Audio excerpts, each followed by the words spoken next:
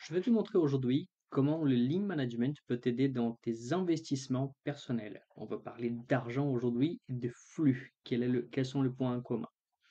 Peut-être que vous avez déjà entendu parler d'un outil du lean qui s'appelle le CIPOC. Il permet de cartographier le flux, en fait, et d'identifier certains éléments, les principaux éléments de manière très simple. Notamment quand on a plusieurs flux, plusieurs possibilités et que un outil visuel est rapidement limité, en fait, parce qu'on se perd entre le code de couleur, etc. Donc l'outil CIPOC est un outil qu'on peut utiliser, par exemple, d'Excel pour cartographier différents flux possibles. Donc pour cela, je vais commencer par expliquer c'est quoi CIPOC.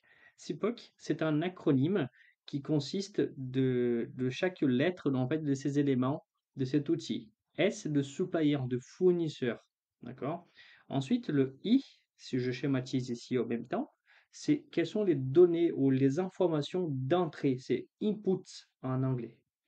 Le la prochaine lettre, le P, c'est de process, de procédure. Quel est le processus en fait d'exécution? Suivi du O comme output, ou alors, si vous voulez, quelles sont les données ou les informations de sortie. Et pour finir, le C de customer, de client. Quels sont les clients? Donc en synthèse, le flux passe des quels sont les fournisseurs, quelles sont les données ou les informations d'entrée, quel est le processus, quelles sont les données de sortie et qui ou quels sont les clients, les personnes qui vont se bénéficier en fait de ce processus avec ces données de sortie. Et quel est le rapport en fait avec nos investissements? En fait, si on fait le parallèle de, du monde des investissements, nous avons aussi un fournisseur, et là je vais m'appuyer sur un aspect chronologique en fait. L'idée de fournisseur, si je change la couleur ici, on peut imaginer comme le moi-même aujourd'hui, moi en 2025. Donc, si je me considère en fait un fournisseur de moi, la version actuelle de moi aujourd'hui, vers quelqu'un, un moi futur. Donc, je vais schématiser ici, moi de 2035, moi dans 10 ans. Donc, pour garder la même couleur. Donc, je vais jouer deux rôles ici. J'ai deux casquettes. Le moi aujourd'hui, donc quelles sont les actions que je dois faire aujourd'hui et la personne, le client qui va bénéficier de ces actions aujourd'hui, c'est le moi-même dans 10 ans, dans 5 ans, donc l'année prochaine, peu importe, dans un horizon de temps futur. Quelles sont les données d'entrée ou quelles sont les informations d'entrée? Vous regardez, c'est l'acte, donc je vais ici, l'acte d'investir. Donc c'est tout simplement mettre l'argent de côté. L'argent de côté. Voilà, cette action, donc je vais mettre le petit, tuc, voilà. L'acte d'investir, c'est ce qui va me permettre en fait de économiser, donc mettre de côté, c'est l'action attendue que le moi dans 10 ans attend de moi aujourd'hui. Quel est le processus? La procédure d'investissement, donc là, c'est les grands mystères, c'est ce que vaut, et il y en a certainement des spécialistes là-dessus qui vont vous permettre de dire quels sont les processus, donc les placements, les différents placements possibles. D'accord? Donc là, c'est les comment. C'est vraiment la notion de investir proprement dit. Et je vais détailler tout à l'heure quelles sont les possibilités et quelle est la stratégie d'investissement que vous pouvez avoir en regardant tout simplement votre portefeuille. Si vous n'avez pas d'expertise, ça fonctionne également. C'est juste une stratégie. Et ensuite, les données de sortie. Donc, qu'est-ce qu'on attend? Qu'est-ce que le mois dans 10 ans il attend? C'est de bénéfices, de gains, bénéfices financiers. Financiers. C'est ça que la version de moi-même dans 5 ans, dans 10 ans, dans 20 ans, peu importe, attend. Donc, c'est-à-dire qu'on a ici une cartographie simplifiée de 5 étapes, c'est-à-dire du flux d'investissement vis-à-vis de l'actualité de la personne de moi-même aujourd'hui, vis-à-vis de moi-même dans 5 à 10 ans. dans mon exemple, dans 10 ans. Donc moi, en 2025, je dois investir, je dois commencer même par mettre l'argent de côté, sinon ça sert, si je n'ai pas d'argent concrètement aujourd'hui, je ne peux pas investir indépendamment de la procédure. Ensuite, je vais placer certains montants dans certains endroits spécifiques que je vais détailler tout à l'heure. Et ensuite, on a de gains, plus ou moins, il y a des risques aussi associés. Et tout ça, c'est la version de moi-même du futur qui va bénéficier. Donc voici l'outil CIPOC, donc un outil de cartographie du flux appliqué au monde des investissements personnels. Parce que vous êtes arrivé jusqu'ici, je vais vous montrer en fait la prochaine étape, que c'est les processus, donc la stratégie de placement possible. Je ne vais pas malheureusement vous donner ici de détails de où est-ce qu'il faut investir. Par contre, ce qui est vraiment intéressant, c'est que vous n'avez pas besoin d'avoir l'expertise. Restez là. Je vais vous montrer que juste en regardant votre portefeuille, vous allez pouvoir avoir une stratégie d'investissement qu'on appelle antifragile. C'est-à-dire que quand on perd d'un côté, on gagne de l'autre, de sorte que on compense les gains et les pertes et qu'on améliore de manière continue, ce qui est la philosophie du Lean aussi, de l'amélioration continue.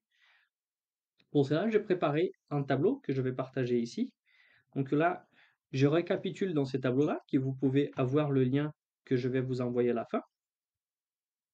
Vous avez un rappel du flux SIPOC. Et je vais appeler cette stratégie d'investissement la stratégie de LAPIS, hein, justement par rapport le Lean, auto-performance, inspiration et simplicité. Donc j'espère que cette stratégie soit une stratégie d'inspiration pour vous. Et vous pouvez bien entendu adapter selon le besoin que vous avez ou l'appétit que vous avez au risque et au gain, bien entendu. Donc l'acronyme LAPIS ici, c'est déjà pour expliquer qu'un portefeuille, on peut le diviser, on peut avoir 5 secteurs d'investissement différents, indépendamment des montants. À commencer, donc je vais augmenter un tout petit peu plus ici pour que ce soit plus lisible, à commencer par L de liquidité. Donc tout ce qu'on a vraiment de l'argent dans les poches, on va dire, c'est quelque chose qui on peut s'en servir immédiatement. Donc livret A, assurance vie, c'est un exemple. La deuxième catégorie, la catégorie A, c'est actions en bourse. Donc tout ce qui est actions ou alors dans les briques aussi, c'est tout ce qui est real estate, ce qu'on appelle. Donc ce sont des ETF, ce sont de fonds, ce sont des applications en bourse, c'est tout ce que vous avez en fait en lien avec de papier, de parts d'entreprise, des différents types en France. Ensuite, il a ce que j'appelle le pourboire, mais c'est une partie en fait à la limite anodine qui est important, comme le temps que vous passez là à regarder cette vidéo sur YouTube, en fait, ça vous demande l'énergie. C'est pas forcément un investissement financier de votre part, c'est gratuit cette vidéo que j'ai fait, mais c'est un investissement de votre temps, donc ça demande en fait quelque chose. Si on fait la comparaison de temps et argent, en fait, le temps que vous passez à prendre quelque chose, vous avez des attentes par rapport au retour sur investissement. Donc si vous regardez cette vidéo, c'est parce que vous attendez que les temps que vous investissez maintenant, qui puissent vous donner de retours financiers même plus tard, pourquoi pas. Donc cette partie-là, j'appelle pourboire. C'est de formation, c'est de livres, c'est de YouTube, c'est de forfaits que vous achetez, d'investissement, des applications qui vont vous donner de pistes d'investissement, de placement. La quatrième catégorie, ce sont les actifs internationaux. Et je mets aussi dans ces actifs internationaux les crypto-monnaies. Donc là, on va parler à nouveau de bourse, mais cette fois-ci des entreprises qui sont étrangères, qui ne sont pas forcément qu'en France. On va aussi regarder d'autres, justement cherchant les côtés antifragiles. Quand on gagne d'un côté, on perd de l'autre. Et pourquoi les cryptos? Parce que les cryptos, j'aime bien la notion que crypto, ça appartient pas à un pays ou à un État, c'est une monnaie qui est indépendante. Donc c'est aussi une manière de externaliser de n'importe quel pays une partie de vos investissements, ce qui est super intéressant aussi. Et pour finir, le S de startup, ou que je mettrai de manière généralisée dans votre propre business. Vous pouvez avoir votre propre business, indépendamment du format.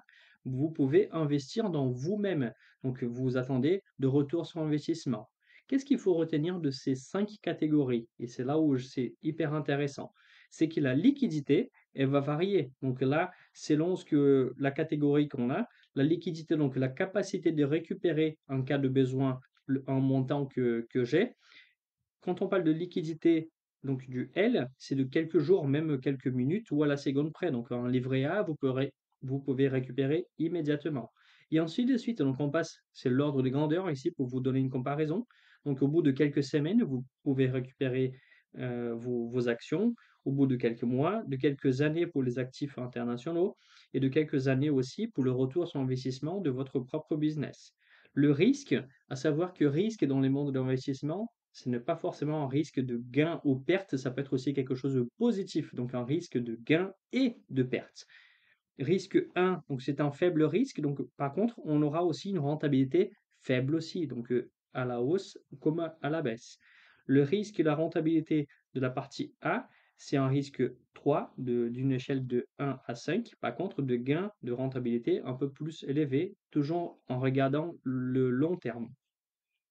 Le risque de la partie P, le bloc P, c'est le risque 2. Par contre, une rentabilité proche de zéro, ou infime en tout cas, de formation, on n'aura pas de rentabilité. C'est peut-être un investissement nécessaire, mais pas suffisant. Les actifs internationaux ont un risque 4, par contre, de gain aussi, une rentabilité potentiellement à long terme plus élevée. Et business, donc un risque 5 de gain aussi plus élevé. Donc vous avez forcément une combinaison ici où le risque et la rentabilité va varier. Donc c'est votre stratégie, c'est quelle est votre ouverture déjà davantage pour gagner plus. Par contre, il faut aussi accepter de perdre plus en cas de variation. Donc ma stratégie que je vous recommande ici pour démarrer, pour commencer, et ce qui permet déjà de vous donner une idée, c'est de viser 25% de votre portefeuille, donc du montant total que vous avez investi dans la partie liquidité, 25%, soit un quart dans la partie action, 5% en pourboire, apprentissage de n'importe quel type, 20% en actifs internationaux et 25%, un quart aussi, dans votre propre business. Thiago, je ne suis pas à l'aise dans mon pro, je n'ai pas d'intérêt de développer mon propre business. C'est pas grave, en fait, vous pouvez rééquilibrer. Et ce qui est intéressant, c'est que juste en regardant ici donc votre portefeuille, donc vous pouvez avoir une stratégie qui sera plus ou moins ambitieuse en fonction de votre profil. Donc vous pouvez adapter. Donc ici, je fais un scénario que, imaginons que ça, c'est mon portefeuille actuel. Donc c'est normal qu'au début, quand vous allez mesurer, en fait, donc là, je suis dans le CIPOC, je suis dans le mois aujourd'hui et combien j'ai déjà mis de côté, donc le S et le I, je me rends compte que je ne suis pas exactement cette stratégie-là. Donc, selon ce schéma-là, selon l'état des lieux que j'ai inventé ici, j'ai 29% de mon portefeuille qui est en liquidité, 29% en bourse, 6, 14 et 23%. Donc, ça veut dire qu'il y a un écart entre la stratégie que j'ai vise et la réalité. Donc, en fait, il y a un processus, j'arrive dans le P de investir, les comment et où investir, c'est-à-dire que je vais tout simplement regarder mon portefeuille. Au lieu de regarder le marché, en fait, il y en a de infinies possibilités, et là, je me perds dans l'inaction. Je regarde tout simplement mon portefeuille par rapport à ma stratégie d'investissement. Soit, donc je vais réduire un tout petit peu ici, et en fait, j'ai fait ici un petit graphe, hop, je vais mettre à côté, où on voit en fait les écarts entre un gris, ma stratégie, et en vert, ce qui est actuellement. Donc en fait, je peux rééquilibrer mon portefeuille juste en regardant mon propre portefeuille. Donc ce qui dépasse dans les liquidités, par exemple, donc les 4% qui dépassent ici, je peux sortir d'ici et le placer, par exemple, dans la partie I, actifs internationaux, selon cette stratégie. Et ainsi de suite, toutes les semaines, tous les mois, tous les ans, peu importe. En fait, ça suffit de regarder le portefeuille pour ensuite déterminer de manière stratégique quelle action je dois faire. Donc, imaginons que j'arrive dans un scénario similaire à celui-là. Donc, je dois sortir une partie de mes liquidités. Donc, je sors de liquidités où j'ai une rentabilité moyenne de 5%. et je vais investir dans des actifs internationaux, soit une rentabilité attendue de long terme de 20%. Oui, Thiago, mais si la rentabilité elle est plus élevée, autant pour tout enlever. Attention, non, soyons pas cupides non plus. Si vous enlevez tout en essayant de gagner plus, n'oubliez pas que le risque, il sert aussi pour gagner, mais aussi à la perte. C'est-à-dire que vous prenez le risque aussi de perdre plus facilement, dans le même horizon de temps, 20% de votre capital. Donc, c'est une notion de stratégie à nouveau de long terme. Cette notion de équilibrer, en fait, par rapport à une stratégie, dans les lignes, on l'appelle Yamazumi. C'est une notion de équilibrer les ressources qu'on a pour fluidifier un processus. C'est exactement notre point de départ ici. Donc, il y a un flux d'investissement qui passe par un processus d'investissement qui nous permet d'obtenir de gains de long terme de manière beaucoup plus prévisible, beaucoup plus stable en fait, sans cet ascenseur émotionnel en fait d'investir. De sorte que la version de moi-même dans 5, 10, 40 ans, je vais bénéficier grâce à une stratégie qui est consolidée et validée par différentes industries et différents experts même au monde. Donc, pour finir, vous allez voir dans cet exemple ici, je donnais un exemple chiffré et c'est juste un exemple, de qu'est-ce qui pourrait être une stratégie appliquée. Donc imaginons qu'aujourd'hui, j'ai réellement 1000 euros dans la partie L, j'ai 1000 euros dans la partie action, j'ai 200 euros en formation que j'ai dédié pour les formations, 500 euros dans les actifs internationaux et j'ai 800 euros dans la partie startup ou mon propre business, soit 3500 euros investi. Et ma stratégie, selon ce que j'ai proposé ici, je devrais avoir ces montants-là. C'est ce qu'on voit ici. Donc 875 euros un peu partout. Et donc, ça me permet de visualiser de manière très claire et précise que je dois sortir 125 euros de la partie L, par exemple, et que je peux mettre dans les actifs internationaux, et ainsi de suite. Donc, le négatif, c'est un rééquilibrage. Concrètement, je vais dans mon livret A, par exemple, je vais récupérer 125 euros et je vais chercher un actif international, donc une crypto, Nvidia, Google, Tesla, je donne des exemples aléatoires ici. Donc, un qui vous intéresse en particulier, qui vous suivez déjà davantage et que vous pouvez positionner et ça va correspondre à votre stratégie de manière très très très simple. Si vous avez aimé cette vidéo, n'hésitez pas à le laisser dans les commentaires ici. Je vais aussi tout en bas dans la description de cette vidéo laisser le lien pour que vous puissiez accéder en fait exactement cette version-là sur un espace qu'on appelle le Google Classroom qui est gratuit sans aucun engagement. Vous pouvez en fait prendre ces modèles-là et mettre vos propres données. Elles sont confidentielles et comme ça vous pouvez commencer tout de suite à investir sans avoir la peur de qu'est-ce que c'est une stratégie d'investissement de manière très simple et opérationnelle. Je vous souhaite une bonne continuation et à bientôt.